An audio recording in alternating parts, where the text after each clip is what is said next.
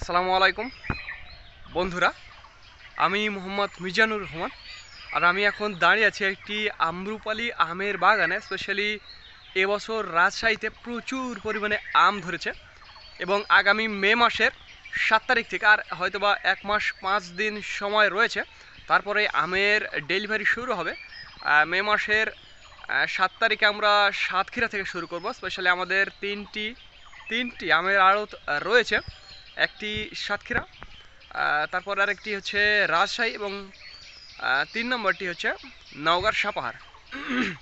তো আগামী মে মাসের 7 তারিখে সাতক্ষীরা, তারপর রাজশাহী, তারপরে সাপাহার পর্যায়ক্রমে আমরা আপনাদের 4 থেকে 4.5 মাস আমরা আপনাদের আমের সার্ভিসটা দেব।